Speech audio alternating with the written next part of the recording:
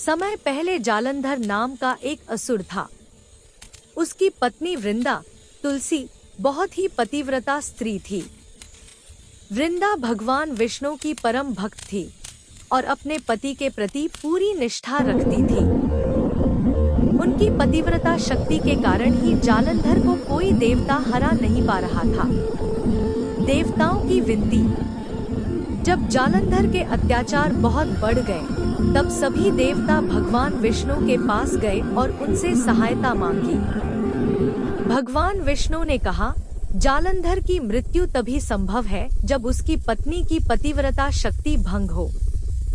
भगवान विष्णु का रूप। भगवान विष्णु ने जालंधर का रूप धारण किया और वृंदा के सामने प्रकट हुए। वृंदा ने उन्हें अपना पति समझ लिया और उनकी पतिव्रता शक्ति समाप्त हो गई। उसी क्षण देवताओं ने जालंधर का वध कर दिया। वृंदा का श्राप।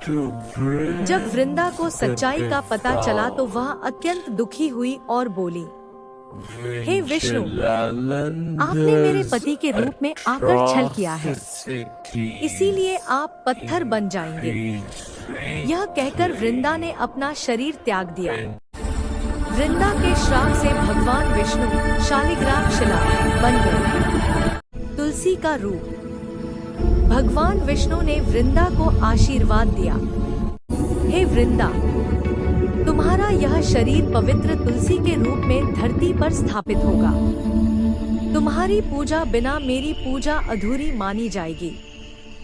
इसी कारण तुलसी माता को भगवान विष्णु की प्रिय पत्नी का स्थान प्राप्त हुआ। तुलसी विवाह। साधी।